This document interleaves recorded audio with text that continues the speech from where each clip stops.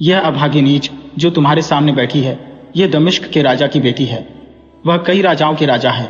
उनके मेरे सिवा और कोई बच्चा नहीं था। जिस दिन से मैं पैदा हुई तो मुझे बड़े लाड़ प्यार से पाला गया। मैं हमेशा हंसी खुशी में पली। मेरे माता पिता मुझे बहुत प्यार करते थे। जब मैं बड़ी हुई तो मैं बहुत सुंदर स्त्रियों से आकर्षित हो गई। सो मैं अपने साथ अमीर और कुलीन घराने की सुंदर सुंदर लड़कियों को रखने लगी। अपनी नौकरानियों को भी मैंने अपनी ही उम्र वाली सुंदर लड़कियों को रखा। मैं हमेशा नाच गाने में लगी रहती। दुनिया की अच्छाइयों और बुराइयों से मेरा कोई मतलब नहीं था। मैं बस अल्लाह की प्रार्थना करती और किसी की भी परवाह नहीं करती। अब ऐसा हुआ कि एक बार मेरे विचार अचानक ही कुछ ऐसे बदले कि अब मुझे किसी दूसरे का साथ अच्छा नहीं लगता था। यहाँ तक कि वे लड़कियां भी अब मुझे वह खुशी नहीं देती जो वे मुझे पहले दिया करती थी। अब मेरी किसी से बात करने की भी इच्छा नहीं होती। मेरी यह हालत देखकर मेरी साथी ने बहुत दुखी हुई और मेरे कदमों पर गिर पड़ी और मेरे इस दुख की वजह जानने की जिद करने लगी। मेरा यह नौकर, जो बहुत पहले से मेरे सारे भेदों को जानता है और जिससे मेरा कोई भी काम छिपा नहीं है, बोला, अगर राजकुमारी जी इसमें से थोड़ा सा लाइमनेट पी लेंगी तो शायद राजकुमारी जी का यह खराब मूड ठीक हो जाए और उनका दिल खुश हो जाए। उसने उसकी इतनी तारीफ की कि मेरे दिल में उसे पीने की इच्छा हो आई और मैंने उसको बनाने का तुरंत ही हुक्म दे दिया। वह नौकर उसको बनाने के लिए बाहर चला गया और कुछ देर बाद एक नौजवान लड़के को साथ लेकर लौटा। मैंने उसे पी लिया और देखा कि जैसा उसने कहा था वह वैसा ही ताज़ा कर देने वाला निकला। उसकी इस सेवा पर मैंने उस नौकर को एक खिलात दी और उससे कहा कि वह वैसा ही एक गिलास मुझे रोज शाम को दे जाया करे। सो उस दिन से वह उसके रोजमर्रा के काम में शामिल हो गया। अब वह नौकर रोज उस लड़के के साथ आता। वह लड़का मेरे लिए उसका एक गिलास लाता और मैं उसको पी लेती। जब उसका नशा मुझ पर चढ़ जाता तो मैं उसको उस लड़की के साथ हंसी मजाक में इस्तेमाल करती और इस तरह से समय बर्बाद करती। जब उसकी झिझक खत्म हो गई तब वह मुझसे बहुत अच्छी अच्छी बातें करने लगा।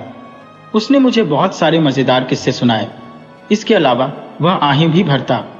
उसका चेहरा बहुत सुंदर और देखने लायक था। मैं उसे हद से कहीं ज्यादा प्यार करने लगी। मैं अपने दिल से उसका मजाक और हंसी पसंद करती और उसको रोज ही कुछ न कुछ इनाम देती। पर वह नीच मेरे सामने रोज वही कपड़े पहनकर आता जिनको पहनने का वह आदी था। यहाँ तक कि वे गंदे और मैले भी हो गए थे। एक दिन मैंने उससे कहा, तुमको तो खजाने से बहुत सारे पैसे मिल चुके हैं, पर तुम बहुत ही गरीब आदमी की तरह से यहाँ आते हो। इसकी क्या वजह है? तुमने यह सारा पैसा खर्च कर दिया है या फिर इकट्ठा कर रहे हो? जब लड़की ने ये उत्साह भरे शब्द सुने तो उसने सोचा कि मैं उससे उसके हालात जानने की कोशिश कर रही हूं, तो वह रोते हुए बोला, जो कुछ आपने इस गुलाम को दिया है, मेरे गुरु ने मुझसे वह सब ले लिया है। उसने मुझको मेरे लिए उनमें से एक पैसा भी नहीं दिया है। तो मैं कपड़े कहां से बनवाऊं और आपके सामने अच्छी पोशाक पहनकर कैसे आऊं? इसमें मेरी कोई गलती नहीं है और न इसमें मैं कुछ कर सकता हूं। उसकी यह विनम्रता भरी बात सुनकर मुझे उस पर बहुत दया आई। मैंने तुरंत ही अपने नौकर से कहा कि वह उस लड़के की जिम्मेदारी ले ले। वह देखे कि वह लड़का ठीक से पढ़ रहा है और उसको अच्छे कपड़े दे। वह उसको दूसरे बच्चों के साथ न खेलने दे और न पढ़ाई से बचने दे। मेरी इच्छा यह थी कि उसको अच्छे ढंग की शिक्षा दिलवाई जाए और उसको अच्छे ढंग का व्यवहार सिखवाया जाए ताकि वह मेरे यहाँ शाही नौकरी में काम कर सके और मेरे लिए रहे। मेरे नौकर ने मेरा हुक्म माना और यह देखते हुए कि मैं उसके लिए क्या चाहती थी, उसकी देखभाल की। कुछ ही समय में आराम से और अच्छे ढंग से रहने की वजह से उसका रंग ऐसे खिल गया जैसे किसी सांप ने अपनी पुरानी किंचली उतार फेंकी हो। मैंने उसकी तरफ से अपना रुझान बहुत रोकने की कोशिश की, पर उस सुंदर रोग ने मेरे ऊपर न जाने कौन सा ऐसा जादू डाल दिया था कि वह मेरे दिल पर खुद गया था कि मुझे उसे अपने सीने से लगाकर रखना बहुत अच्छा लगता था। मैं एक पल को भी अपनी आंखें उससे हटाना नहीं चाहती थी। आखिर मैंने उसको अपने साथ ही रख लिया। मैं उसको बहुत तरीकों के कीमती कपड़े पहनने को देती, बहुत तरीकों के गहने पहनने को देती। मैं उसको बहुत देर तक घूरती रहती।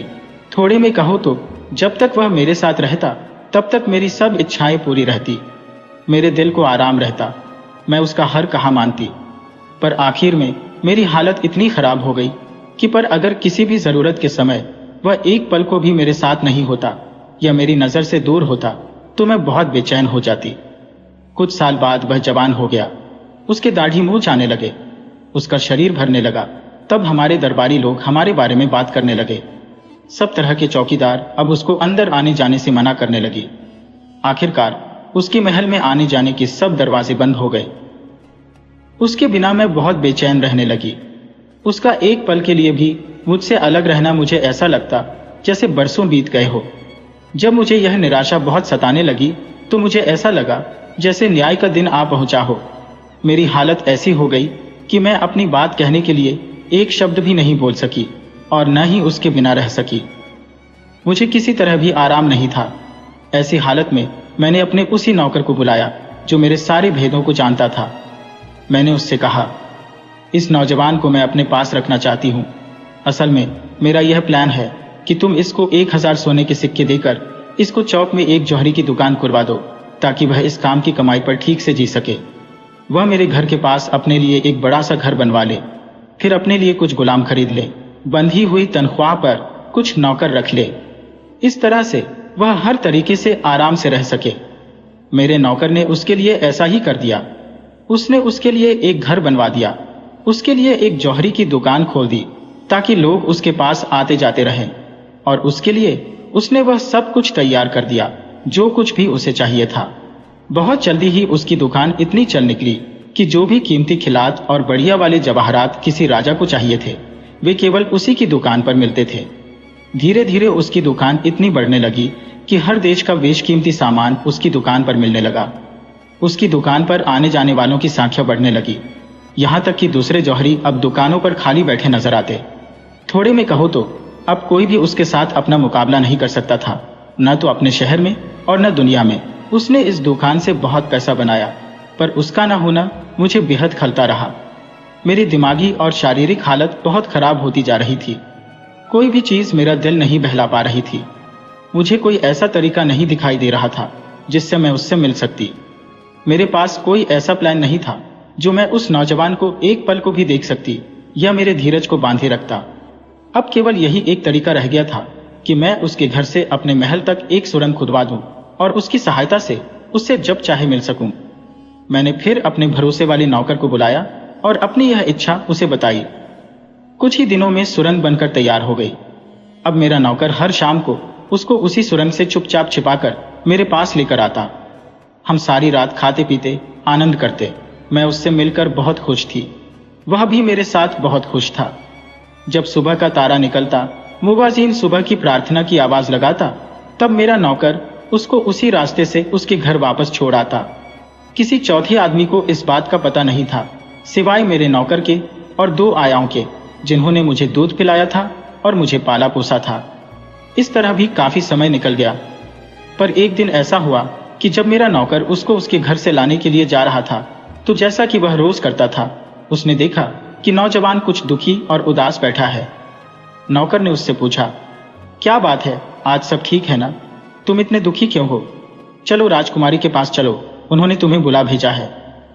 नौजवान ने इस बात का न तो कोई जवाब दिया और न अपनी जबान ही हिलाई। नौकर वैसा ही चेहरा लेकर वापस आ गया और मुझे उस नौजवान की हालत बताई। अब लगता था जैसे कि शैतान मुझे बर्बाद करने के लिए मेरे ऊपर चढ़ने को था, तो मैं उसका यह व्यवहार जानते हुए भी अपने दिल से न निकाल सकी। अगर मैं जानती कि मेरा प्यार एक ऐसे नीच के लिए है, तो मैं शायद बदनाम हो जाना ज्यादा पसंद करती। मैं अपने आप को बदनाम कर लेती और अपनी इज्जत खो देती। वह पल मुझे कम से कम यहां तक तो न पहुंचाता, मैं शायद प्रायश्चित ही पर लेती। मुझे अब यह नाम न तो अपने मुंह से निकालना चाहिए और ना ही ऐसे बेशर्म आदमी को अपना दिल देना चाहिए, लेकिन ऐसा तो होना ही था, क्योंकि मैंने उसके खराब व्यवहार और उसके न आने की तरफ ध्यान ही नहीं दिया। मैंने सोचा कि वह उसका प्यार है और उसका गर्व महसूस करने का ढंग है, जो अक्सर उन लोगों में हो जाता है जो प्यार करने के लायक होते हैं और जो अपने आप को ऐसा समझते भी है। उसका नतीजा अफसोस कि मैं अब भुगत रही हूँ और अब तुमको बता रही हूँ, जिसने कभी उनको देखा नहीं, कभी सुना नहीं। नहीं तो कहाँ तुम होते और कहाँ मैं होती। खैर, अब तो जो होना था वह हो गया। ये सब तो पुरानी बातें हैं। उस गद्दी की बातों पर विचार न करते हुए मैंने एक बार फिर अपने नौकर को उसके पास यह कहते हुए भेजा कि अगर तुम अभी मेरे पास नहीं आओगे तो फिर किसी तरह मैं तुम्हारे पास आऊंगी। पर मेरे वहां आने में बहुत गड़बड़ है, क्योंकि अगर यह भेद किसी पर खुल गया तो उसकी वजह तुम होगे। इसलिए किसी तरह से ऐसा कोई व्यवहार न करना जिसका बदनामी के अलावा और कोई रास्ता ना हो। इसलिए सबसे अच्छा तो यही है कि तुम मेरे पास जल्दी से जल्दी आ जाओ, नहीं तो मैं तुम्हारे पास आती हूँ। जब उसे यह संदेश मिला तो उसे पता चला कि मेरा प्यार उसके लिए कितना ज्यादा है। वह तुरंत ही उदास चेहरा लिए मेरे पास चला आया। जब वह मेरे पास बैठ गया तो मैंने उससे पूछा, आज तुम्हारे इस ठंडेपन और नाराजगी की वजह क्या है? तुम इससे पहले तो मेरा इस तरह से कभी अपमान नहीं किया। तुम तो मेरे बुलाने पर हमेशा ही चले आया करते थे। वह बोला, मैं तो बिना नाम का एक नीच आदमी हूं। आपकी कृपा से और आपकी सहायता से आज मैं इतना ऊंचा पहुंच सका हूं और इस अमीरी में दिन काट रहा हूं। मैं हमेशा आपकी जिंदगी और खुशहाली की दुआ करता हूं। मैंने जो यह गलती की है वह अपनी पूरी समझ से की है और योर हाइनेस इस भरोसे पर की है कि वह मुझे माफ कर देंगी। मैं आपसे माफी की आशा रखता हूं। अब क्योंकि मैं उसको अपने पूरे दिल और जान से चाहती थी, सो मैंने उसको माफ कर दिया। मैंने उसकी माफी भी स्वीकार कर ली और बल्कि न उसकी इस गलती को माफ किया, बल्कि उससे बड़े प्यार से फिर से यह भी पूछा कि उसको क्या परेशानी है जो वह खुद इतना परेशान हो गया है। वह बताए तो सही, उसकी सारी परेशानी दूर कर दी जाएगी। थोड़े में बड़ी नम्रता से उसने बताया, मेरे लिए हर चीज मुश्किल हो गई है। आपके लिए ओ हर हाइनेस सब कुछ आसान हो सकता है, पर मेरे लिए नहीं। आखिर में उसके बताने से मुझे पता चला कि एक शानदार बागीचे में एक शानदार घर, जिसमें पानी के तालाब, फव्वारे और कुएं भी थे और जिसकी ये बिल्डिंगें बहुत ही होशियारी से बनाई गई थी, यह सब बिकाऊ था। ये जगह उसके घर के पास शहर में थी। इसके साथ साथ एक दासी भी उसको बेची जा रही थी। यह दासी बहुत सुरीला गाती थी और बहुत अच्छी गायिका मानी जाती थी, पर उसको दोनों एक साथ खरीदने पड़ रहे थे। न कि बागीचा अकेला ही खरीदा जाए, जैसे कोई बिल्ली ऊंट की गर्दन से बंधी हो। सो जो कोई भी बागीचा खरीदेगा उसको वह दासी भी खरीदनी पड़ेगी। और उसकी सबसे अच्छी बात यह थी कि वह बागीचा तो 5,000 रुपयों का ही था, जबकि वह दासी 500 रुपयों की थी। सो बात थोड़े में कहो तो वह बोला, आपके इस वफादार गुलाम के पास तो इतना पैसा है नहीं। मैंने देखा कि वह उनको खरीदने के लिए बिल्कुल तैयार था, पर क्योंकि उसको पास पैसे नहीं थे इसलिए वह उदास था। हालांकि वह मेरे पास ही बैठा था, पर वह बहुत ही उदास और दुखी था। क्योंकि मुझे उसकी खुशी बहुत प्यारी थी, तो मैंने अपने नौकर को अगले दिन ही उस बागीचे और दासी की कीमत तय करने के लिए कह दिया। उसके बेचने के कागज आदि सब देखभाल कर उसको पैसे देने को कह दिया। यह हुक्म सुनकर उस नौजवान ने मुझे धन्यवाद दिया। उसकी आंखों में खुशी के आंसू आ गए थे। उसके बाद हमने वह रात पहले की तरह से हंसी खुशी बिताई। सुबह को वह चला गया। मेरे नौकर मेरे हुक्म के अनुसार उस बागीचे का सौदा करके वह बागीचा और दासी खरीद ली और शाही खजाने से उनका पैसा दे दिया गया। नौजवान ने पहले की तरह से अपना महल आना जारी रखा। एक दिन जब बसंत का मौसम था और सारी जगह बहुत खुश नजर आ रही थी, बादल नीचे तैर रहे थे, कभी कभार रिमझिम हो जाती थी, बिजली भी चमक जाती थी, ठंडी हवा पैरों में से होकर बह जाती थी। सब कुछ बहुत अच्छा लग रहा था कि मेरी निगाह ताक पर पड़ी तो मैंने वहां कई रंगों की शराब शानदार बोतलों में सजी रखी देखी। उन्हें देखकर मेरे दिल में पीने की इच्छा जाग उठी। मैंने उनमें से 2-3 प्याले शराब पी ली। उसको पीने के बाद में मेरे दिमाग में आया कि जो नया वाला बागीचा खरीदा गया है, थोड़ी देर उसमें घूम कर आए। जब दुर्भाग्य आने को होता है तो वह वैसी ही इच्छा जगा देता है और फिर उसको दबाना भी अपने काबू में नहीं होता। बस मैंने अपनी एक नौकरानी को साथ लिया और मैं नौजवान के बागीचे की तरफ अपने रास्ते से चल दी और फिर वहां से मैं बागीचे की तरफ चल दी। वहां जाकर मैंने देखा कि वह बागीचा तो वाकई एलिशियन के मैदान जैसा सुंदर है। तभी तभी बारिश होकर चुकी थी, सो उसकी ताजा बूंदें पैरों के ताजा पत्तों पर पड़ी हुई थी। वे ऐसी लग रही थी जैसे पन्ने में जड़े मोती लगते हैं। उस बारिश के दिन लाल कार्नेशन के फूल ऐसे लग रहे थे जैसे सूरज छिपने के बाद लाल आसमान। वहां की नदियों, तालाबों आदि का पानी ऐसा लग रहा था जैसे कि साफ शीशा जिसके ऊपर छोटी छोटी लहरें उठ रही हो।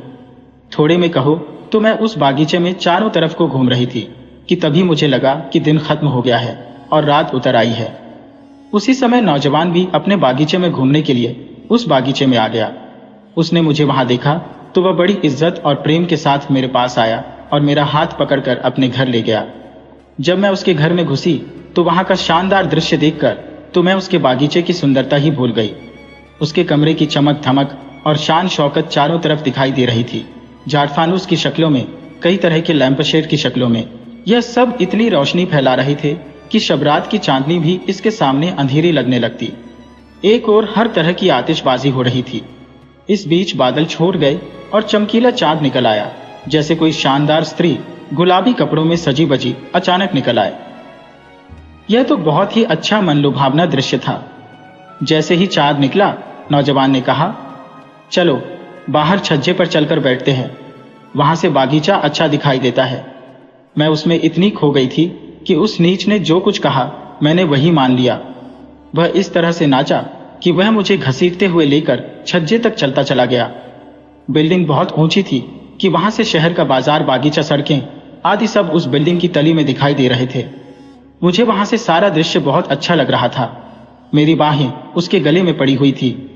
इसी बीच एक बहुत ही बदसूरत काली स्त्री, जिसकी कोई शक्ल दिखाई नहीं दे रही थी, वहां आई जैसे वह किसी चिमनी में से निकल कर आ रही हो। उसके हाथ में वाइन की एक बोतल थी। उस समय उसके अचानक वहां आ जाने से मैं बहुत नाखुश हुई। जब मैंने उसकी तरफ देखा तो मैं डर गई। मैंने नौजवान से पूछा, यह कीमती बुढ़िया कौन है? इसे तुम कहां से उठा लाए हो? हाथ जोड़कर वह बोला, यही तो वह दासी है जो इस बागीचे के साथ आई थी, जो मैंने तुम्हारी सहायता से खरीदा था। मैंने जान लिया था कि नौजवान उसको बड़ी उत्सुकता से खरीद कर लेकर आया था। शायद उसका दिल उस पर आया हुआ था। इस वजह से मैं अपना गुस्सा अपने दिल में ही रोक कर चुप हो गई। पर मेरा दिमाग उसी पल से बहुत परेशान हो गया और इस नाखुशी ने मेरे स्वभाव पर बहुत असर डाला। केवल इतना ही नहीं, उस नीच ने इस वेश्या को हमारा साकी बनाने की भी सोचा। मुझे ऐसा लग रहा था जैसे मैं अपना ही खून पी रही हो। मुझे ऐसा लग रहा था जैसे एक तोता एक कौवे के साथ उसी पिंजरे में बंद कर दिया गया हो। मेरे पास वहां से भागने का कोई मौका नहीं था और मैं वहां ठहरना नहीं भी चाहती थी। कहानी लंबी ना हो इसलिए थोड़े में उसकी शराब भी बहुत तेज थी, इतनी कि उसको पीकर कोई भी आदमी जानवर बन जाए। उसने नौजवान को 2-3 प्याले जल्दी जल्दी पिला दिए। मैंने भी बड़ी मुश्किल से आधा प्याला उस जलती हुई शराब का पी लिया। आखिरकार वह वेश्या खुद भी वह शराब पीकर धुत हो गई और उस नौजवान के साथ बेशर्मी का व्यवहार करने लगी। वह नीच बेशरम नौजवान भी शराब के नशे में बिना किसी की परवाह किए हुए, बिना किसी की इज्जत का ख्याल किए हुए गंदे तरीके से व्यवहार करने लगा। उनको उस तरीके से तो केवल व्यवहार करते देखकर ही मुझे अपने आप पर इतनी शर्म आ रही थी कि मैंने सोचा कि यह धरती अगर फट जाए तो मैं इसमें समा जाऊं। पर उसको प्यार करने की वजह से मैं वहां से आने के बाद भी उसी की रौ में बह गई। वह एक बहुत ही नीच नौजवान था। उसने मेरे प्यार को नहीं समझा। नशे में धुत होने के कारण वह 3-4 प्याले शराब और पी गया। इससे उसके अंदर जो कुछ बचा खुचा होश था वह भी चला गया। बिना किसी शर्म के उसने मेरे सामने ही उस स्त्री के साथ अपनी इच्छा पूर्ति की और अशिष्ट व्यवहार की सीमा लांघ गया। और वह स्त्री भी मेरे सामने उससे कुछ जरा ज्यादा ही अशिष्ट व्यवहार करती रही। दोनों की आंखों में कोई शर्म नहीं थी, किसी की कोई इज्जत नहीं थी, जैसे आत्माएं देवदूत की तरह होती है। मेरा दिमाग उस समय इस तरह का हो रहा था जैसे संगीत ने अपनी लय, स्वर और ताल बिल्कुल छोड़ दिए हो और वह बिना स्वर और ताल के गा रहा हो। मैं हर पल अपने आप को कोस रही थी जब मैंने वहां आने के लिए सोचा था। मुझे अपनी बेवकूफ़ी का यह अच्छा नतीजा भुगतना पड़ रहा था। आखिर मैं उसको कब तक सहती? मेरे सारे शरीर में सिर से लेकर पैर तक आग लगी हुई थी। मुझे ऐसा लग रहा था जैसे मैं जलते हुए कोयलों पर लौट रही हो। अपने गुस्से में मुझे वह कहावत याद आई कि वह बैल नहीं है जो कूदता है, वह तो उसका थैला कूदता है। ऐसा दृश्य किसने देखा होगा और उसे कौन बर्दाश्त कर सकता है? ऐसा सोचकर मैं वहां से चली आई। उस नशे में धुत पियक्कड़ ने सोचा कि अगर अब इसको यह सब अच्छा नहीं लग रहा होगा तो पता नहीं कल ये मेरे साथ क्या व्यवहार करेगी और क्या क्या सवाल उठाएगी। सो जब तक मैं उसके कब्जे में थी उसने मुझे खत्म कर देने की सोची। उस बदसूरत स्त्री की सलाह पर अपने दिमाग में ऐसा सोचकर उसने अपना पटका अपने गले में डाला और आकर मेरे पैरों में पड़ गया। फिर उसने अपनी पगड़ी अपने सिर से उतारी और उसको मेरे कदमों में रखकर मुझसे बहुत विनम्रता से माफी मांगने लगा। मेरा दिल अभी भी उसी से लगा हुआ था। वह जिधर घूमता मैं भी उधर ही घूम जाती। हाथ की चक्की की तरह से मैं पूरी तरह से उसके कब्जे में थी। मैं उसकी हर इच्छा को मन से पूरी करती। खैर, किसी न किसी तरीके से उसने मुझे शांत कर दिया। मुझसे जिद की कि मैं अभी वहीं बैठूं। उसने फिर से उसी जलती शराब के 2-3 प्याले पिए। साथ में उसने मुझसे भी पीने के लिए कहा। गुस्से में तो मैं पहले से ही भरी थी, दूसरे उसमें इतनी ज्यादा तेज शराब पीने के बाद तो बहुत जल्दी ही अपने होश खो बैठी। मुझे कुछ याद नहीं रहा। तब उस बेदर्द बेवफा नीच ने अपनी तलवार से मुझे कोंचा। वह तब तक इस तरह से मुझे कोंचता रहा जब तक उसको यह नहीं लगा कि मैं मर गई हूं। उस समय मेरी आंख खुली और मैं बोली, मैंने तो जो किया उसका फल पाया, पर तू भी बिना किसी वजह के मेरा खून बहाने के लिए बच नहीं पाएगा। तुम कभी ऐसा मत होने देना कि कोई मुसीबत तुम पर आ जाए।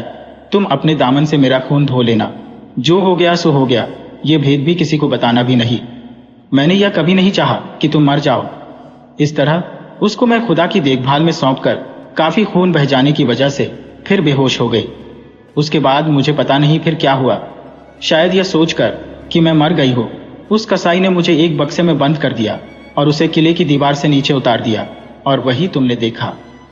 मैंने किसी का बुरा नहीं चाहा, पर शायद ये सब बदकिस्मती मेरी किस्मत में लिखी थी, और किस्मत की लकीरों को कोई नहीं मिटा सकता। इसीलिए मेरी आंखों को ये सब मुसीबतें देखनी पड़ी। अगर मुझे सुंदर लोगों को देखने की इच्छा नहीं होती तो वह मेरी गर्दन पर बैलों के जुए की तरह से न रखा होता। पर खुदा ने कुछ इस तरह से मेरी जान बचाई कि उस समय तुम वहां आ गए और तुम मेरी जिंदगी की वजह बने। इतना अपमान होने के बाद भी और इतनी शर्मिंदगी के साथ भी मैं आज यह कह सकती हूँ कि मुझे अभी भी जीने की इच्छा है।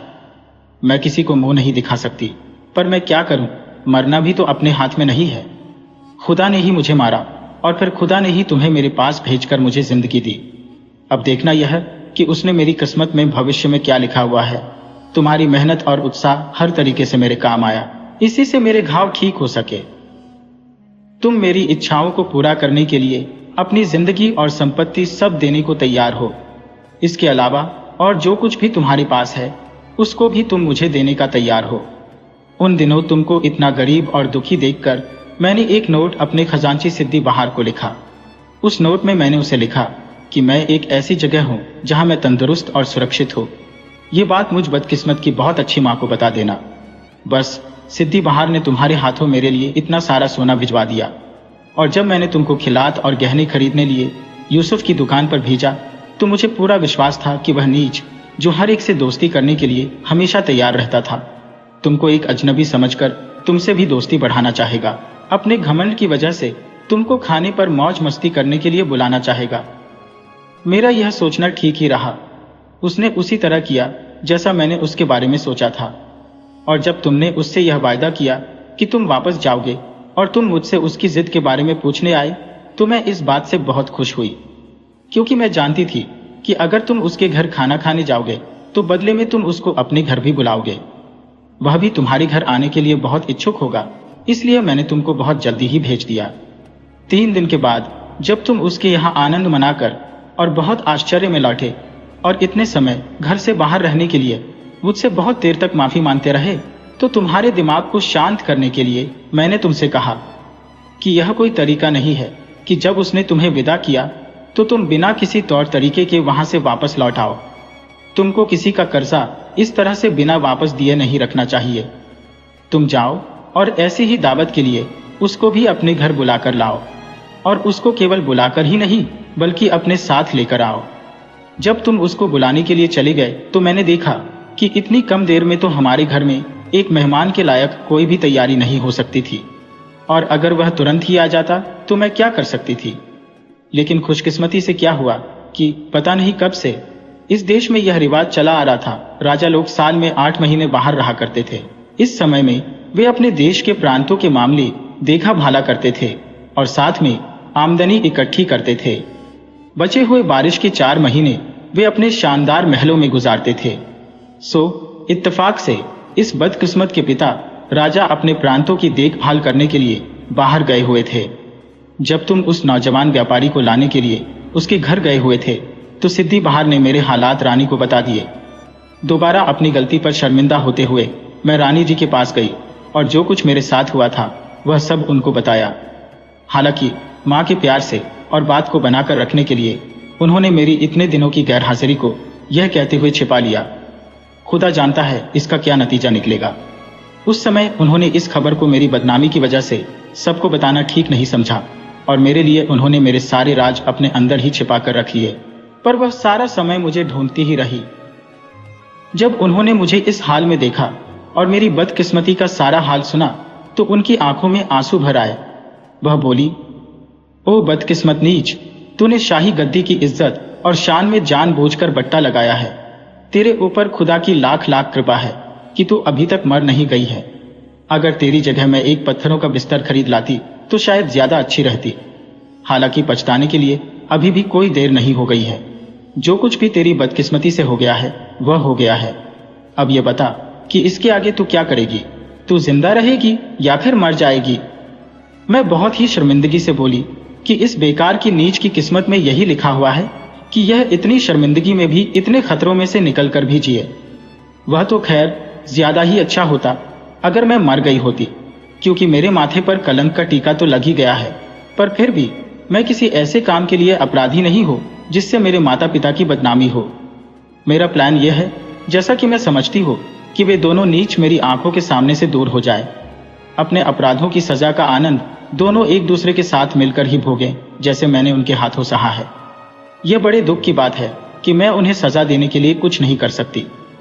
पर एक बात की तो मैं आपसे आशा कर ही सकती हूँ कि आप आज की शाम अपने एक नौकर के हाथों मेरे घर में मेरे मेहमान के लिए एक दावत और आनंद का इंतजाम कर दें, ताकि मैं उन नीचों को आनंद के बहाने उनके कामों की सजा दे सकूं और खुद खुश हो सकूं, उसी तरह से जिस तरह से उसने अपना हाथ मेरे ऊपर उठाया था और मुझे घायल किया था। मैं भी उनके शरीरों के टुकड़े टुकड़े काट सकूं, तभी मेरे मन को शांति मिलेगी। नहीं तो मैं इस आग में जलती ही रहूंगी और आखिर में जलकर राख हो जाऊंगी। बेटी की यह बात सुनकर माँ अपने ममता भरे स्वभाव से कोमल बन गई और मेरी सब गलतियां अपने दिल में छिपा ली। मेरे उसी नौकर के हाथों जो मेरे सारे भेद जानता था, उन्होंने दावत की सारी चीजें भेज दी। जितने और नौकरों की जरूरत थी वे भी सब आए। सब अपने अपने काम में होशियार थे। शाम को जब तुम हमारे उन नीच मेहमानों को लेकर आए तो मेरी इच्छा हुई उसके साथ वह वेश्या भी आए। इसी वजह से मैंने तुमसे कहा कि तुम उसको भी बुला भेजो। जब वह आ गई तब और मेहमान भी आने शुरू हुए। सब लोग वाइन पी पी कर नशे में धुत हो गए। तुम भी उनके साथ ही नशे में बेहोश से हो गए और मरे हुए के समान लेट गए।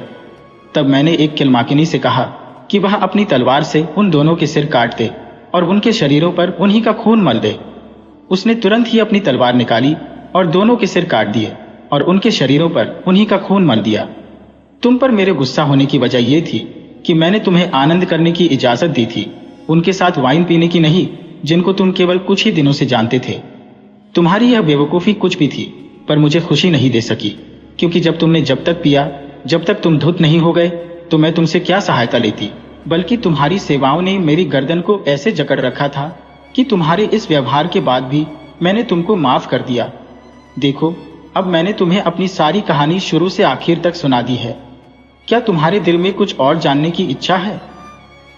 अपने उसी पुराने तरीके से जो मेरा है, मैंने तुम्हारी सब इच्छाओं को पूरा कर दिया है। अब क्या तुम भी इसी तरीके से मेरी इच्छाओं को पूरा करोगे? इस मौके पर मेरी सलाह यह है कि इस समय हम दोनों का इस शहर में रहना ठीक नहीं है। आगे तुम्हारी इच्छा। इतना कहने के बाद पहले दरवेश ने दूसरे तीनों दरवेशों से कहा, ओ खुदा की सेवा में रहने वालों। राजकुमारी केवल इतना कहकर चुप हो गई।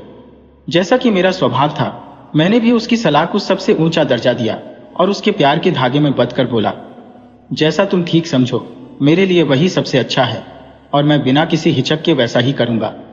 जब राजकुमारी ने देखा कि मैं उसकी हर बात मानूंगा और उसका नौकर बनकर रहूंगा, तब उसने मुझे हुक्म दिया कि मैं शाही घुड़साल से बहुत बढ़िया जीन कसे हुए 2 घोड़े अपने घर पर लाकर तैयार रखूं।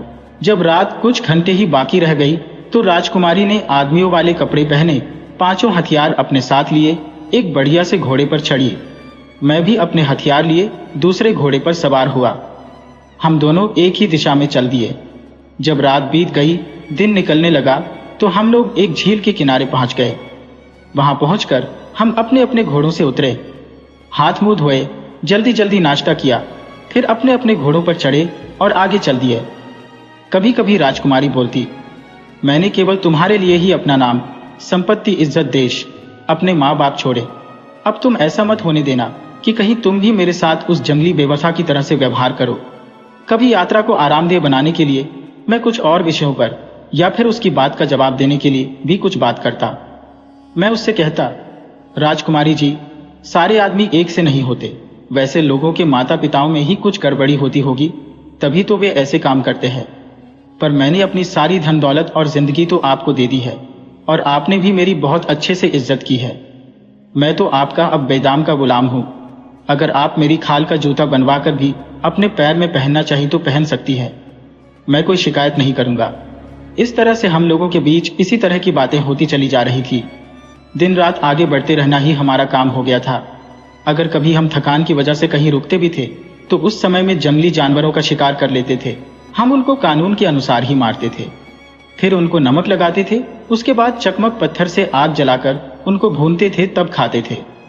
घोड़ों को हम घास खाने के लिए खुला छोड़ देते थे, जो उनको पेट भरकर मिल जाती थी। एक दिन हम लोग एक बहुत बड़े सपाट मैदान में पहुंचे, जहां कोई नहीं रहता था। किसी आदमी का चेहरा देखने के लिए नहीं था। अब क्योंकि राजकुमारी मेरे साथ थी तो मुझे सब कुछ बहुत अच्छा लग रहा था। दिन त्योहार जैसे थे और रातें खुशी से कट जाती थी। आगे बढ़ने पर हम एक बहुत बड़ी नदी पर आ गए, जिसको देखकर पत्थर का दिल भी पिघल जाता। हम लोग उसके किनारे खड़े इधर उधर चारों तरफ देख रहे थे तो दूसरे पार की जमीन कहीं दिखाई नहीं दे रही थी, और न कहीं उसे पार करने का कोई रास्ता ही दिखाई दे रहा था। उसको देखते ही मेरे मुंह से निकला, ए खुदा, अब हम पानी के इस अथाह सागर को कैसे पार करेंगे। हम वहां उसके किनारे पर खड़े हुए इस बारे में सोच ही रहे थे कि मेरे दिमाग में एक विचार आया कि मैं राजकुमारी को वहीं छोड़ दूं और कहीं से एक नाव ढूंढ कर लेकर आऊं। जब तक मैं कोई नाव ढूंढ कर लेकर आता हूं, राजकुमारी को भी आराम मिल जाएगा। ऐसा सोचकर मैंने यह बात राजकुमारी से कही। मैं बोला, अगर राजकुमारी जी मुझे इजाजत दें तो मैं इधर उधर जाकर कहीं से कोई नाव ढूंढ कर ला। वह बोला, अरे तुम अपनी जिंदगी दे देने पर क्यों उतारू हो। खुदा की दुआ से निराश होना पाप है। जब तक इंसान के अंदर सांस तब तक आस है।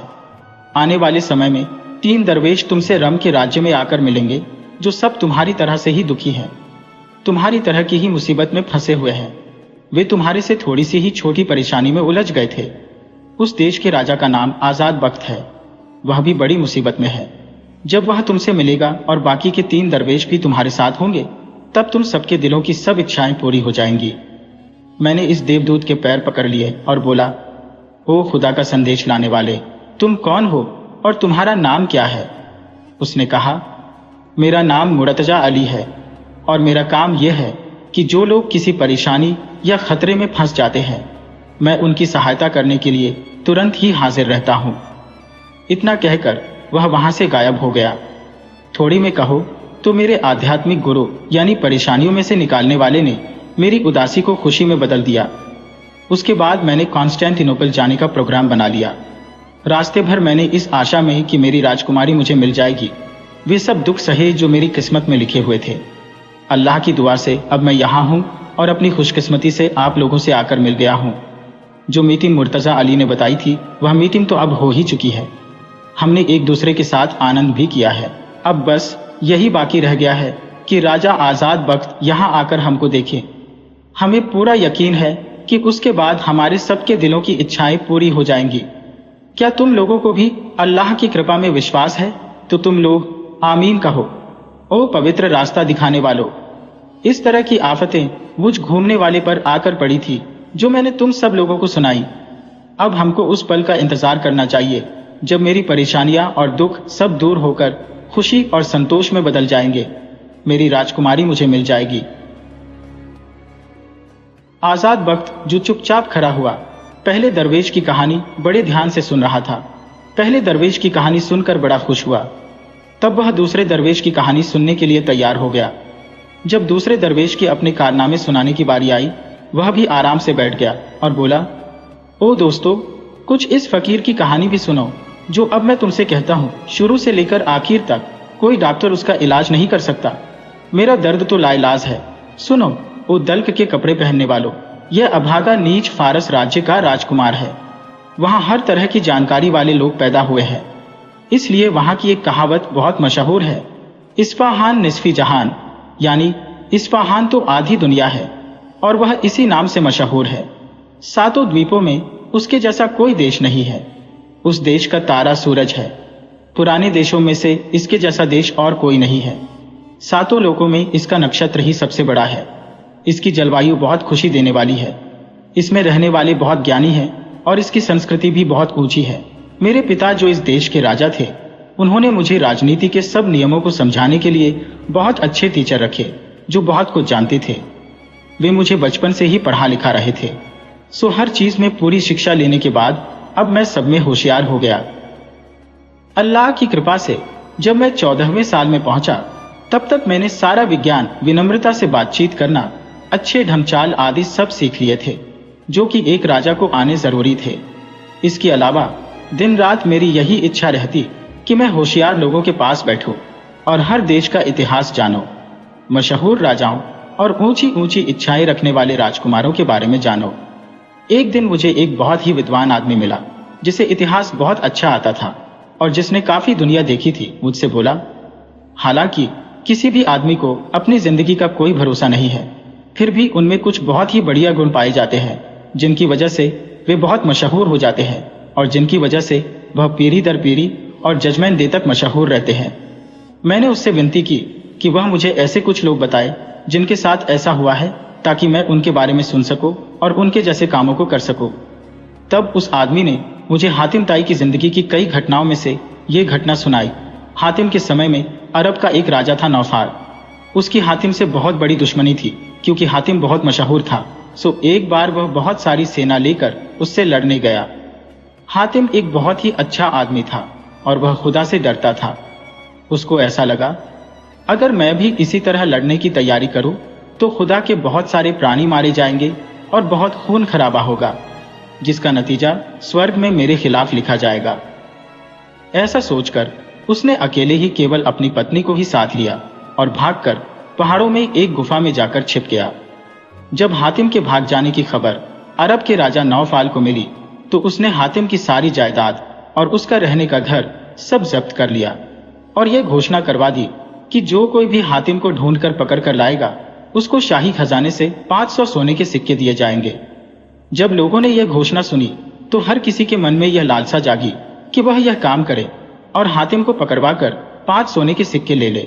सो हर एक ने हातिम की खोज शुरू कर दी। एक दिन एक बूढ़ा और उसकी पत्नी अपने 2-3 छोटे बच्चों को साथ लेकर लकड़ी चुनने गए तो घूमते घूमते उसी गुफा की तरफ निकल गए जिसमें हातिम अपनी पत्नी के साथ रहता था। उसी जंगल में पहुंचकर उन्होंने लकड़ी चुनना शुरू कर दिया। गुड़िया बोली, अगर हमारे कुछ दिन अभी अच्छे रह गए हैं तो हम लोगों को हातिम का पता लग जाना चाहिए ताकि हम उसको पकड़कर राजा के पास ले जा सकें। वह हमको 5 सोने के सिक्के देगा और हम आराम से रह पाएंगे। हमको इस तरह का काम करने से भी छुट्टी मिल जाएगी। बूढ़ा लकड़हारा बोला, ये आज तुम कैसी बात कर रही हो? यह तो हमारी किस्मत में लिखा है कि हम लोग रोज लकड़ियां चुने, उन्हें अपने सिर पर लादें और उन्हें बाजार बेच कर आए। उससे आए पैसों से रोटी नमक खरीदे। फिर एक दिन कोई चीता आएगा और हमको पकड़ कर ले जाएगा। शांत रहो और अपना काम देखो। हातिम बेचारे को हमारे फंदे में क्यों फंसाती हो ताकि हमें राजा से उसके लिए पैसा मिल जाए। बुढ़िया एक ठंडी सांस भरते हुए चुप रह गई।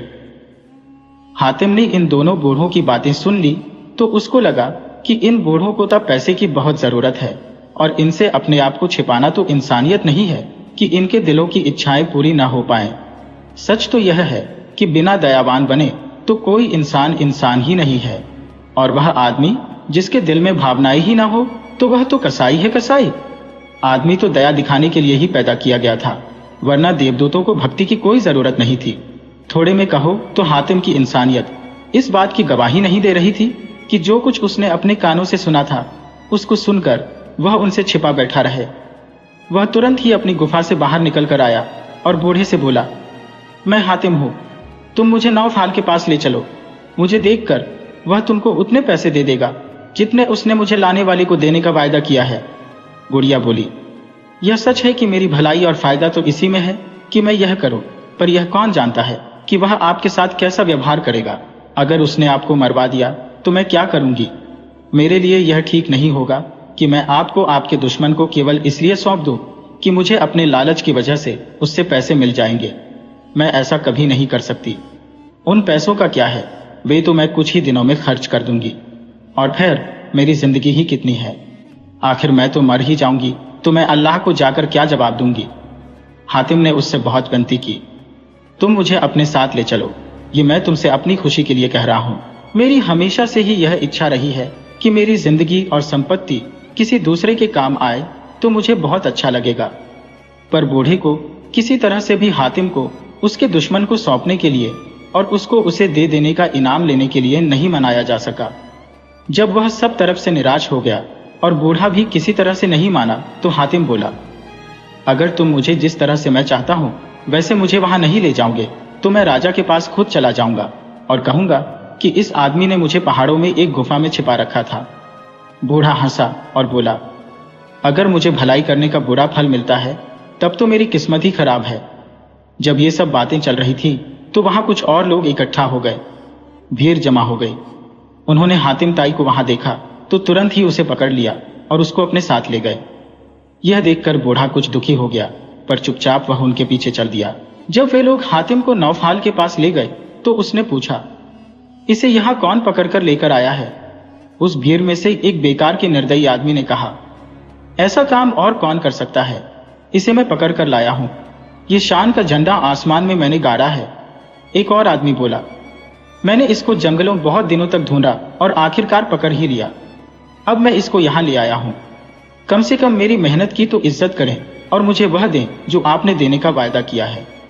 इस तरह से सोने के सिक्के लेने के लिए हर एक ने कहा कि वह हातिम को पकड़ कर लाया है, पर बूढ़ा चुपचाप एक कोने में बैठा रहा और उन सबके शान बघारने के किस्से सुनता रहा और हातिम के लिए रोता रहा। जब हर आदमी अपना अपना किस्सा सुना चुका तब हातिम बोला, अगर तुम सच जानना चाहते हो तो वह यह है, यह बूढ़ा जो सबसे अलग खड़ा हुआ है यही मुझे यहाँ लेकर आया है। अगर तुम उसकी शक्ल से कुछ अंदाजा लगा सकते हो तभी इस बात को तय करो कि मुझे कौन पकड़ कर लाया हो सकता है। मुझे पकड़ने के लिए अपना घोषित किया हुआ इनाम इसी को दो, क्योंकि सारे शरीर के सब हिस्सों में जबान ही सबसे पवित्र हिस्सा है। किसी भी आदमी के लिए यह बहुत जरूरी है कि वह वही करे जो उसने कहा है। दूसरे कामों के लिए अल्लाह ने जीभ बनाई है जो खूंखार जानवरों के पास भी है, इसलिए समझो कि जबान और जीभ में क्या अंतर है। यह सुनकर नौफाल ने बूढ़े लकड़हारे को अपने पास बुलाया और उससे पूछा, तुम बताओ कि हातिम को यहाँ पकड़कर कौन लाया है? उस ईमानदार आदमी ने उसे शुरू से आखिर तक उसको सब सच सच बता दिया और कहा, सरकार, हातिम मेरे लिए यहाँ खुद अपनी मर्जी से आए हैं। नौफाल ने जब हातिम के इस इंसानियत के काम के बारे में यह सब सुना तो उसे बड़ा आश्चर्य हुआ। उसके मुंह से निकला, दूसरों के लिए यह तुम्हारी कितनी बड़ी दिलदारी है। तुमने तो इस आदमी के लिए अपनी जान की भी परवाह नहीं की। दूसरे लोग जिन्होंने झूठे दावे किए थे, राजा ने उनके हाथ उनकी पीठ पीछे बांधने का हुक्म दिया और उनको बजाय 500 सोने के सिक्के देने के उसने हर एक के सिर पर 500 जूते इस तरह मारने के लिए कहा ताकि वे कुछ ही देर में गंजे हो जाएं। सच तो यह है कि झूठ बोलना तो इतना बड़ा जुर्म है कि इससे बड़ा जुर्म तो कोई और है ही नहीं। खुदा सबको इस तरह के जुर्म से बचाकर रखे और उनके दिल में झूठ बोलने की इच्छा पैदा न करे। बहुत सारे लोग झूठ बोलना चाहते हैं, पर अगर उनका झूठ पकड़ा जाता है तो उनको उसका इनाम मिलना ही चाहिए। थोड़े में कहो तो नौफाल ने सबको उनके व्यवहार के अनुसार इनाम दिए, जबकि उसने हातिम को इसका उलटा करने का सोचा। हातिम जैसे आदमी के इंसानियत के व्यवहार को देखकर, जिसके लिए उसके दिल में दुश्मनी भरी हुई थी और जिसको देखकर बहुत सारे लोग खुश थे, उसने न केवल उसकी जिंदगी बख्श दी बल्कि वह खुद भी अल्लाह के नियमों का पालन करने लगा।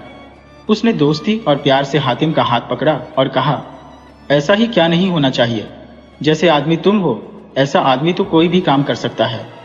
फिर राजा ने हातिम को बड़े आदर के साथ अपने पास बिठाया और तुरंत ही उसकी सारी संपत्ति जायदाद आदि और उसका सब कुछ उसको लौटा दिया। उसको ताई जनजाति का नया सरदार बना दिया। बूढ़े को उसने 500 सोने के सिक्के देकर विदा किया। बूढ़ा भी राजा को दुआएं देता हुआ अपने घर चला गया। जब मैंने हातिम के कारनामे की यह सारी कहानी सुनी तो मेरे दिमाग में उससे जलन की एक भावना मेरे दिल में उठ आई कि हातिम तो केवल एक ऐसा अकेला सरदार था जो अपनी जाति का सरदार था। उसने अपनी एक अच्छे दिलदारी के काम से इतना नाम कमा लिया था, जबकि मैं अल्लाह की दया से सारे ईरान का शाह होते हुए भी मैं इतनी सब संपत्ति से वंचित रहूंगा। यह तो निश्चित है कि इस दुनिया में दिलदारी और दया से बढ़कर और कोई गुण नहीं है, चाहे उसके पास दुनिया भर की सारी दौलत क्यों ना हो, क्योंकि उसको केवल उन्हीं का बदला दूसरी दुनिया में मिलता है। अगर कोई आदमी एक बीज बोता है तो वह उसकी पैदावार से कितना पा सकता है। जब ऐसा मेरे दिमाग में आया तो मैंने अपने सबसे बड़ी इमारत बनाने वालों को बुलवाया और उनसे जल्दी से जल्दी शहर के बाहर एक शानदार महल बनाने के लिए कहा, जिसमें 40 बहुत बड़े और ऊंचे फाटक हो। कुछ ही समय में, जैसी मेरी इच्छा थी, इतना शानदार महल बनकर तैयार हो गया और मैं उसमें बैठकर दिन रात सुबह से शाम तक गरीबों और जरूरतमंदों को सोने के सिक्के बांटता रहा। जिस किसी ने जो कुछ भी मुझसे मांगा मैंने उसे वही दिया और उसकी जरूरत से ज्यादा ही दिया। थोड़े में कहो तो बहुत सारे जरूरतमंद लोग 40 दरवाजों से अंदर आने लगे और जो उनको चाहिए था वह उनको मिलने लगा। अब एक दिन ऐसा हुआ कि महल के सामने के दरवाजे से एक फकीर मेरे पास आया और मुझसे कुछ दान मांगा। मैंने उसको सोने का एक सिक्का दिया। वह सिक्का लेकर चला गया। पर फिर वही फकीर दूसरे दरवाजे से मेरे पास आया और उसने मुझसे 2 सिक्के मांगे। हालांकि मुझे पता चल गया था कि यह वही फकीर है जो अभी महल के सामने वाले फाटक से मेरे पास आया था और मैंने उसको 1 सिक्का दिया था। फिर भी मैंने इस बात को नजरअंदाज करके उसको 2 सिक्के दे दिए। इस तरह से वह महल के सारे दरवाजों से होकर मेरे पास आया और हर बार अपनी मांग में 1 सिक्के की बढ़ोतरी कर देता और मैं जानबूझकर उसको नजरअंदाज करके उसे इतने ही सिक्के देता रहा।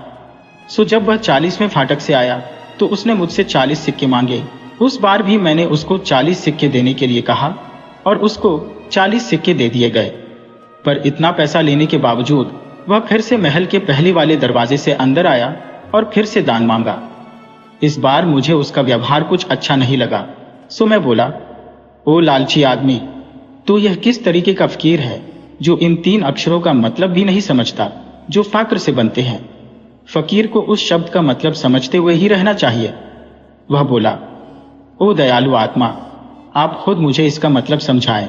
मैंने कहा, अरबी में एफ का मतलब है फाका यानी उपवास रखना, किनात का मतलब है संतुष्ट रहना और अर का मतलब है रियाजत यानी भक्ति। जिस आदमी के अंदर ये 3 गुण नहीं होते वह फकीर नहीं होता। यह जो कुछ भी तुमने मुझसे लिया है उससे खाओ पियो और जब यह पैसा खत्म हो जाए तुम मेरे पास फिर आ जाना और तुम्हें जितना चाहिए फिर ले जाना। ये दान जो तुम्हें दिया गया है ये तुम्हारी रोजमर्रा की जरूरतों को पूरा करने के लिए दिया गया है, न कि इकट्ठा करके रखने के लिए। ओ लालची, तूने महल के 40 फाटकों से अंदर आकर 1 सिक्के से लेकर 40 सिक्के तक इकट्ठे कर लिए हैं। जरा हिसाब लगाकर देख तूने कितने सिक्के इकट्ठे कर लिए हैं। और केवल इतने ही नहीं, इतना इकट्ठा करने के बाद भी तेरा लालचीपना तुझे महल के पहले फाटक से फिर मेरे पास मांगने के लिए ले आया है। तुम इतना सारा पैसा इकट्ठा करके क्या करोगे? एक सच्चे फकीर को आने वाले कल की चिंता नहीं करनी चाहिए। अगला दिन तुम्हें अल्लाह खाने के लिए फिर देगा। अब तुम कुछ शर्म करो और भल मनसाहत दिखाओ, धीरज रखो, संतुष्ट रहो। ये किस तरह की फकीरी तुम्हारे गुरु ने तुम्हें सिखाई है? अपना यह अपमान सुनकर वह नाखुश और गुस्सा हो गया और वे सारे सिक्के नीचे जमीन पर डाल दिए जो उसने मुझसे लिए थे। वह बोला, बस काफी है, आप इतने गर्म ना हो।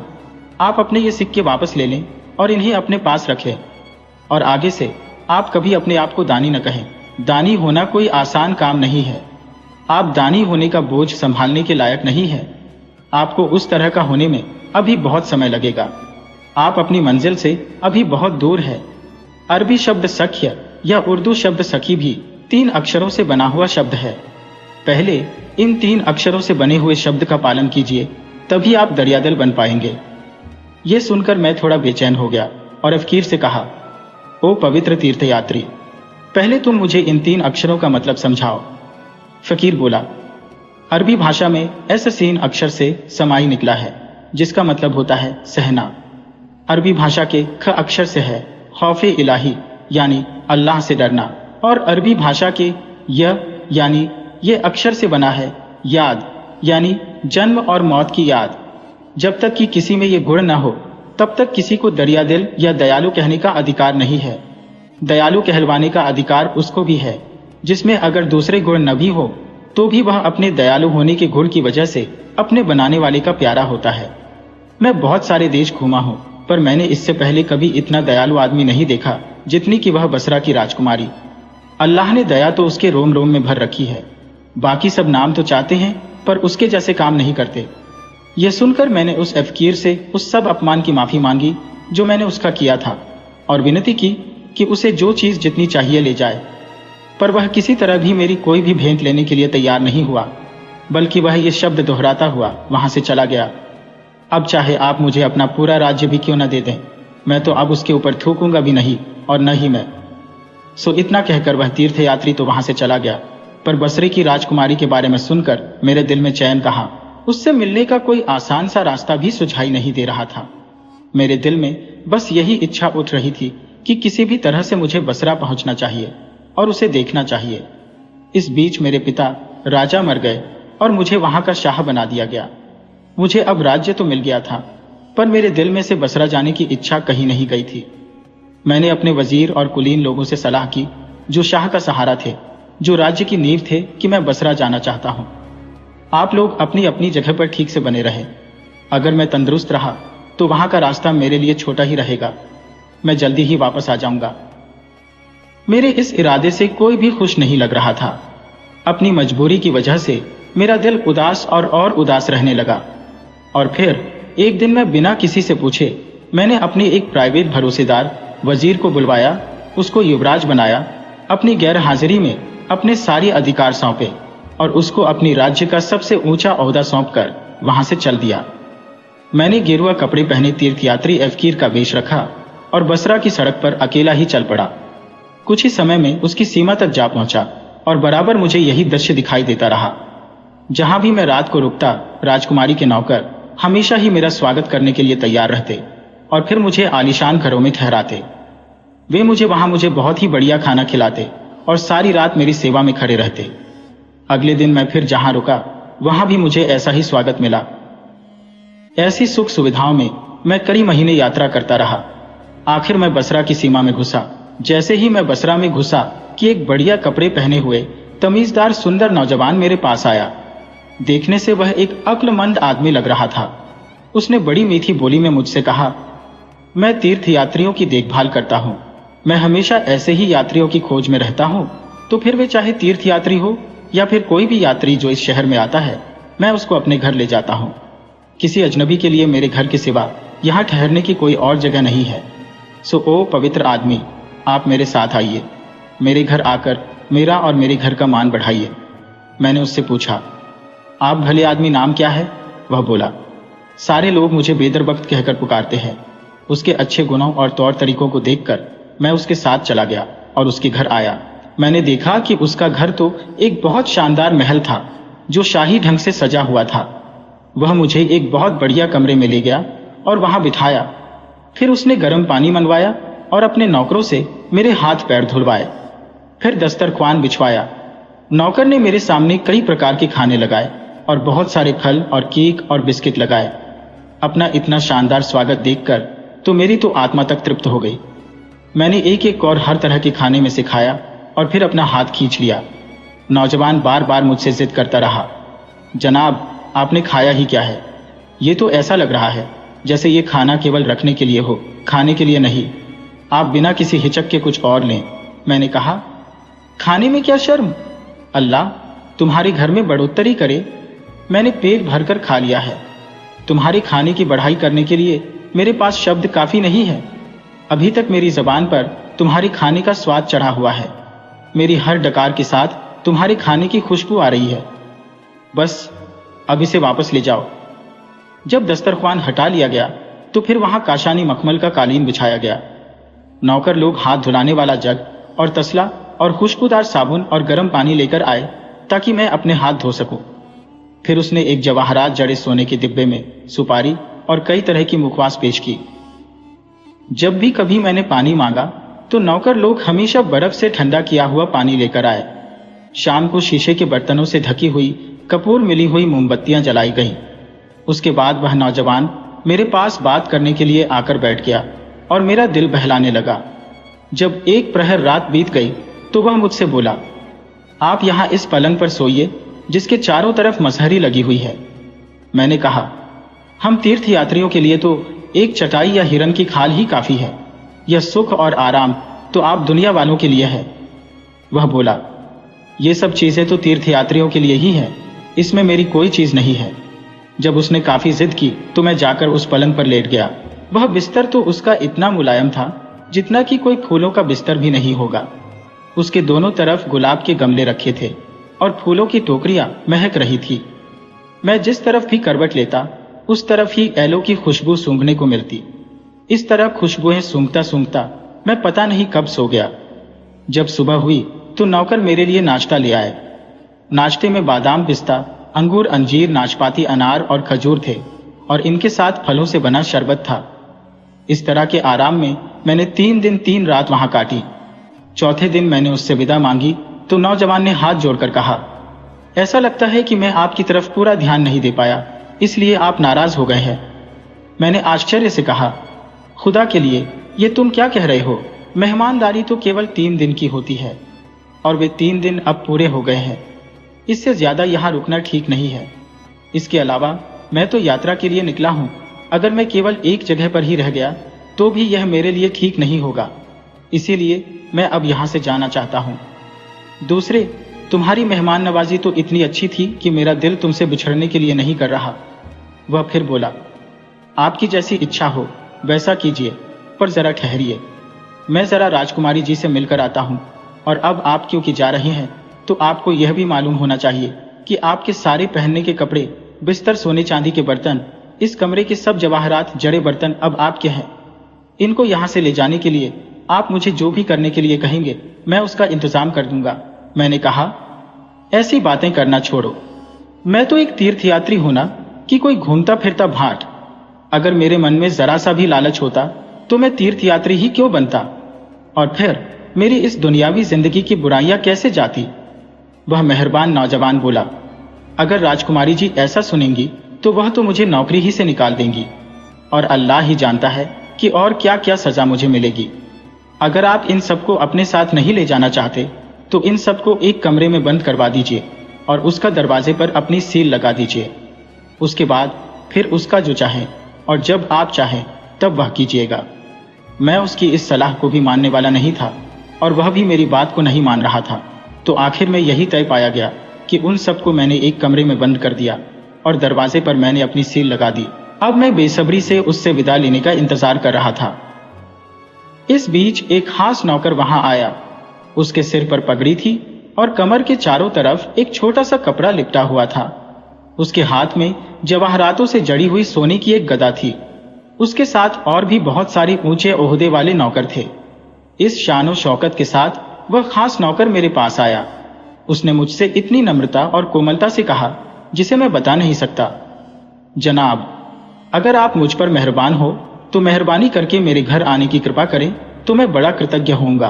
अगर राजकुमारी जी को भी यह पता चला कि यहाँ एक तीर्थयात्री आया था और वह जैसे आया था वैसे ही चला गया, किसी ने उसका ठीक से स्वागत नहीं किया, खातिरदारी नहीं की, तो मुझे पता नहीं कि वह मुझे क्या क्या सजा देंगी और वह मुझसे कितनी गुस्सा हो जाएंगी।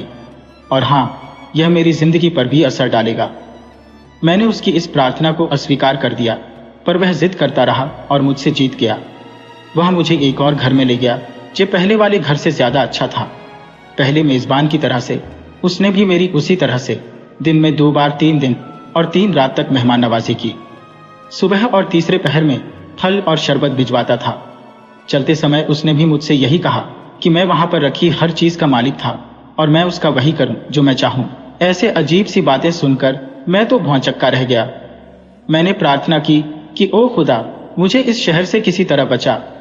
खास नौकर को लगा कि मैं शायद कुछ परेशान हो रहा हूं। वह बोला, ओ अल्लाह के बंदे, जो भी आपकी इच्छाएं हो वे आप मुझे बताए तो मैं उनको राजकुमारी जी को जाकर बताऊंगा। मैंने उससे कहा, मैं एक तीर्थयात्री हूं। दुनिया की किसी भी ऐसी चीज को हासिल करने की मेरी कोई इच्छा नहीं है जो तुम पूरी करना चाहते हो। वह फिर बोला, दुनियावी चीजों की इच्छा किसी का दिल नहीं छोड़ती, वह तो हमेशा बनी ही रहती है। इसीलिए किसी कवि ने ये लाइनें लिखी है, मैंने साधुओं को देखा हे बिना नाखून काटे हुए, मैंने दूसरों को देखा है जटाए रखे हुए, मैंने जोगियों को देखा है अपने कान काटे हुए, अपने शरीर पर भस्म लगाए हुए, मैंने मुनि देखे हैं जो कभी नहीं बोलते, मैंने सेवरस देखे हैं अपने सिर के बाल मुड़ाए हुए। मैंने लोग देखे हैं बनखंडी के जंगल में शिकार खेलते हुए।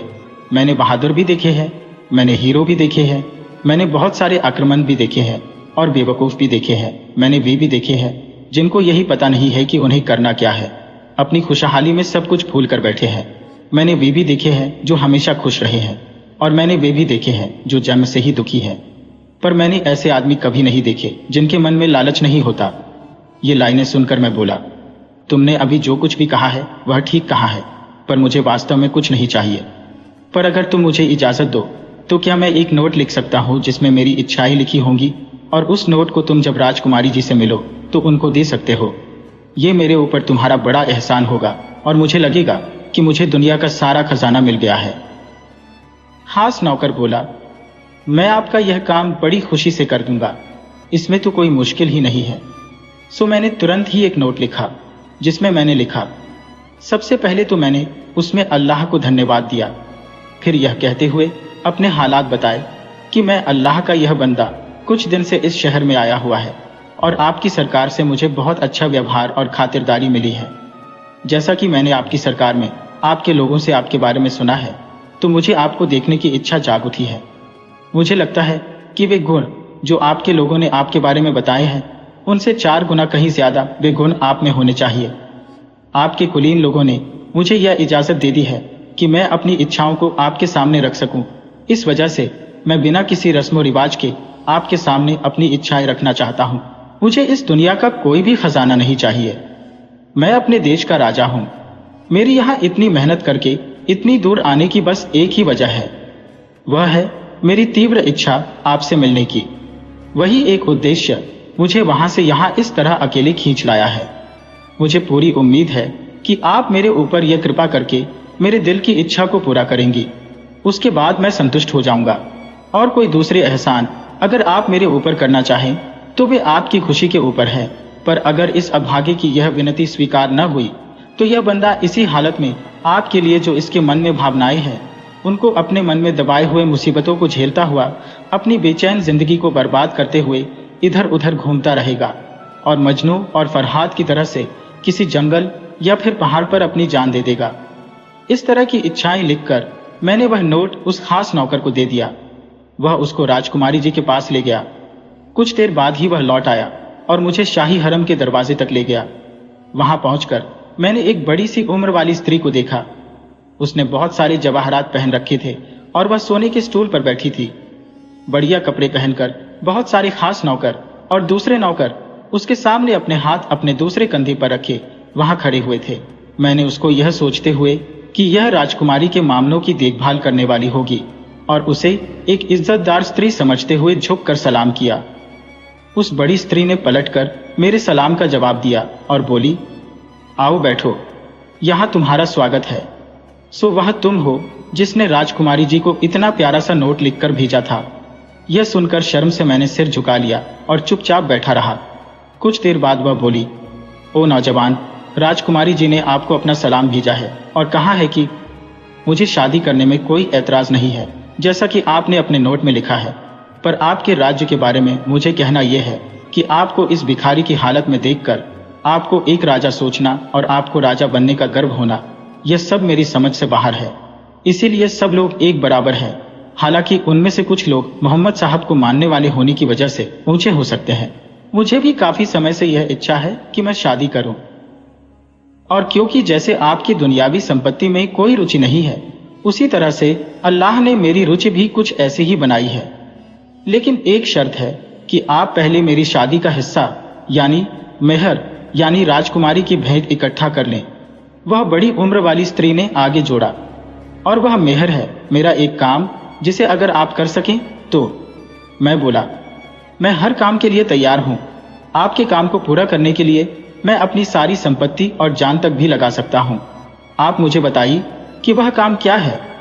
वह स्त्री बोली, आप यहां आज और कल ठहरें, मैं आपको वह काम बताऊंगी। मैंने खुशी से उसकी बात मान ली और उससे विदा लेकर मैं वहां से चला आया।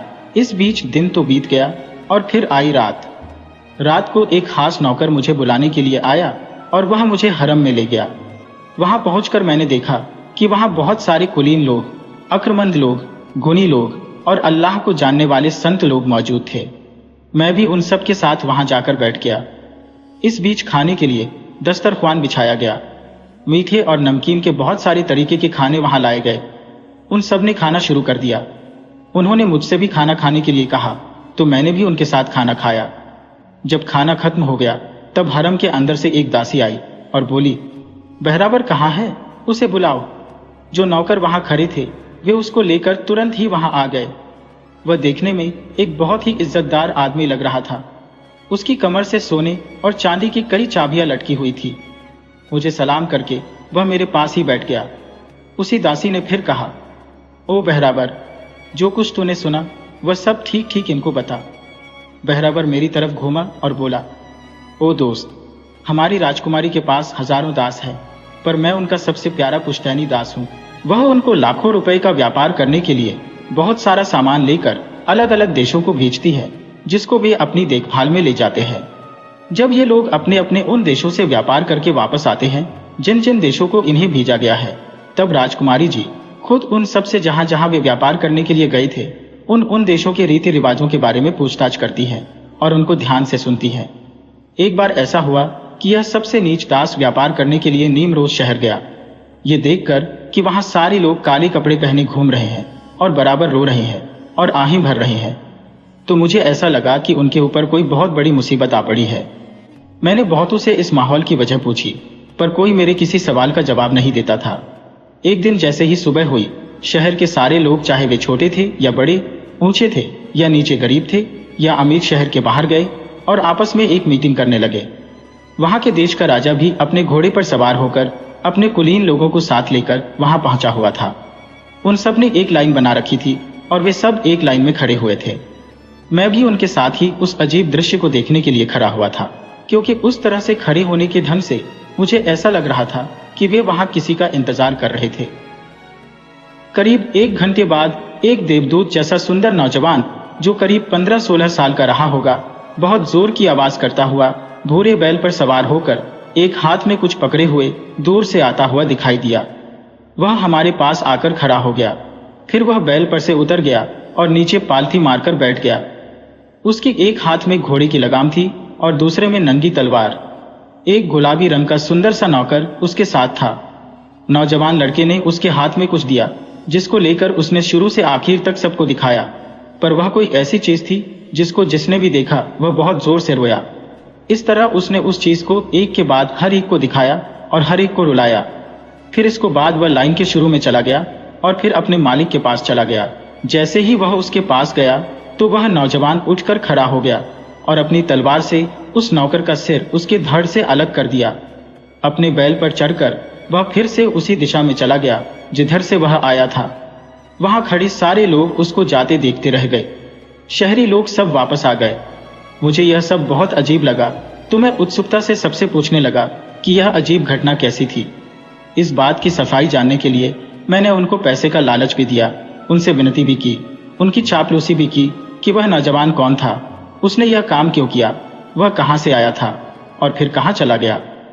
पर कोई मुझे जरा सी भी बात नहीं बता रहा था। न मैं ही कुछ समझ सका।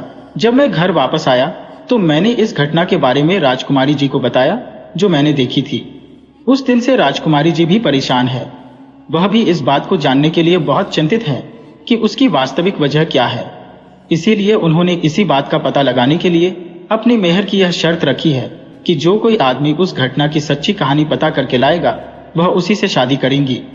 वही उनका, उनके देश का और उनकी सारी संपत्ति का मालिक होगा। बहरावर ने अंत में कहा, आपने उस घटना का पूरा हाल सुन लिया। आप विचार कर लीजिए कि अगर आप उस नौजवान के बारे में सारी खबर ला सकते हैं या नहीं। अगर हाँ, तो आप नीमरोज जाने की जल्दी से तैयारी कीजिए, और नहीं तो मना कर दीजिए और घर वापस चले जाइए। मैंने जवाब दिया, अगर अल्लाह मुझसे खुश हुआ तो मैं इस मामले की सारी खोज करके राजकुमारी जी के पास जल्दी ही लौटूंगा, और अगर मेरी किस्मत ने साथ नहीं दिया तो फिर इसका कोई इलाज नहीं है। पर राजकुमारी जी को मुझसे वायदा करना होगा कि वह अपने वायदे से मुकरेंगी नहीं। इसके अलावा अब मेरे दिल में एक बेचैन सा विचार उठ रहा है। अगर राजकुमारी जी मुझको एक बार अपने सामने बुला लें और मुझे पर्दे के बाहर बैठने की इजाजत दे और मुझे अपने सामने यह विनती करने की इजाजत दे ताकि वह उसे अपने कानों से सुन ले और उसे सुनकर अपने होठों से जवाब दे। तभी मेरे दिल को शांति मिलेगी और उसके बाद में ही मैं अपने काम में सफल हो पाऊंगा। मेरी यह विनती दासी ने जाकर राजकुमारी को बताई तो उसने मुझे अपने सामने लाने का हुक्म दिया। वही दासी फिर लौट कर आई और मुझे राजकुमारी के कमरे तक ले गई जहां वह बैठी हुई थी। मैंने देखा, वाह, वहां क्या दृश्य था। वहां कालमुख, तुर्किस्तान, अबिसिनिया, उज्बक, टार्टरी और कश्मीर की सुंदर दास दासियां और हथियारबंद सुंदर लड़कियां 2 लाइनों में खड़े हुए थे।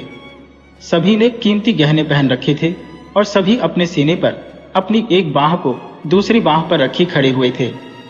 ऐसे दरबार को मैं क्या कहूं, क्या इंद्र का दरबार या फिर ये सब परियों के देश से आए थे।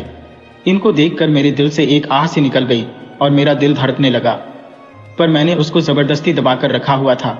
उन सबके सामने थोड़ा झुकते हुए मैं आगे बढ़ा, पर मेरे पैर तो जैसे 100 मन भारी हो गए थे।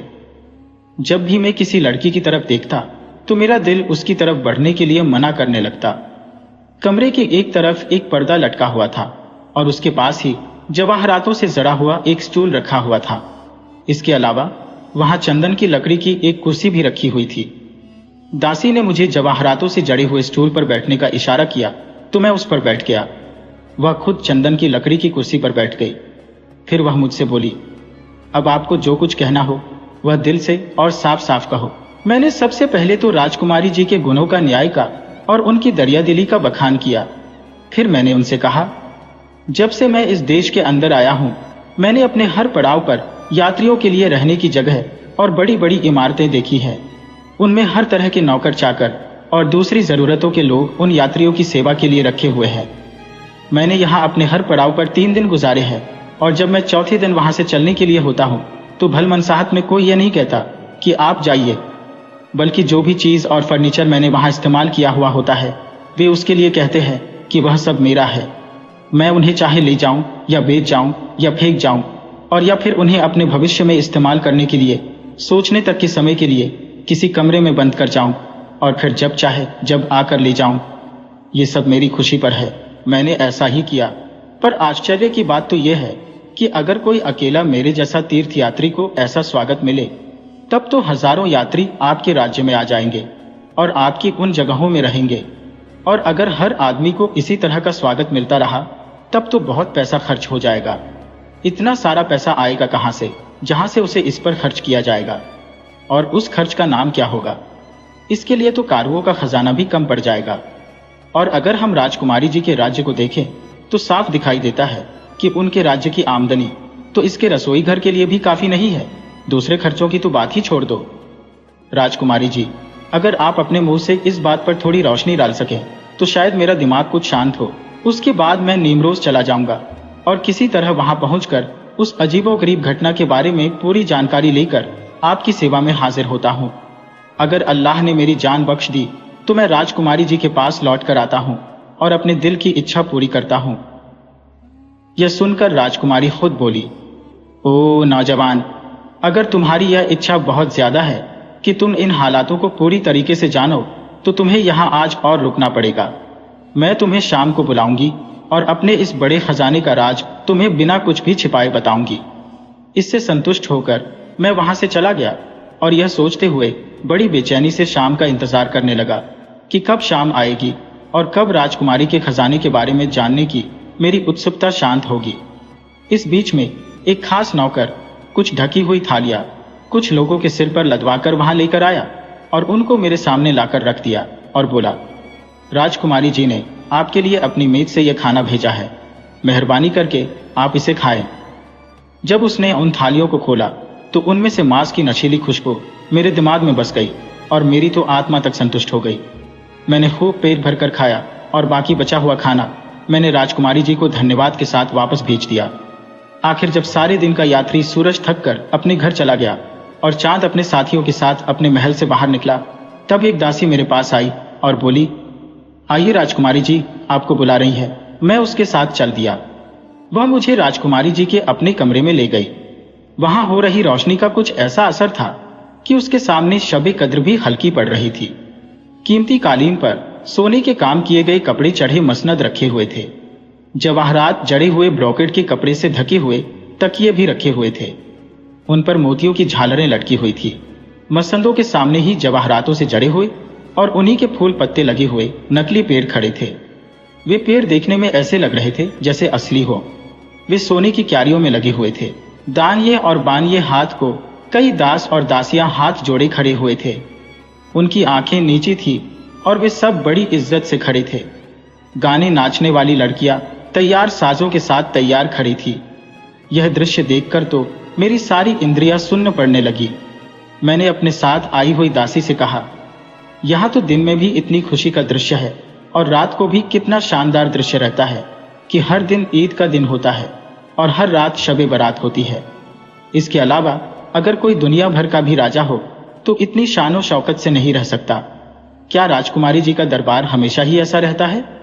दासी बोली, राजकुमारी जी के दरबार में हमेशा ही ऐसी ही शानो शौकत दिखाई देती है जैसी कि आप अभी देख रहे हैं। इसमें कोई भेद नहीं होता सिवाय इसके कि कभी कभी वह बड़ा हो जाता है। आप यहां बैठिए, राजकुमारी जी दूसरे कमरे में है। मैं उन्हें जाकर बताती हूं कि आप यहां बैठे हैं। यह कहकर दासी अंदर चली गई, पर जल्दी ही लौट आई। आकर बोली, आइए राजकुमारी के पास चलें। जब मैं राजकुमारी जी के कमरे में घुसा तो मैं तो आश्चर्य से दंग रह गया।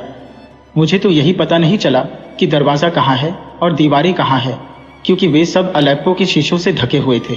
वे सब आदमी की ऊंचाई वाले थे और जिनके फ्रेमों में हीरे और मोती जड़े हुए थे। एक की परछाई दूसरे पर पड़ रही थी, जिससे ऐसा लग रहा था मानो सारा कमरा जवाहरातों से जरा हुआ हो।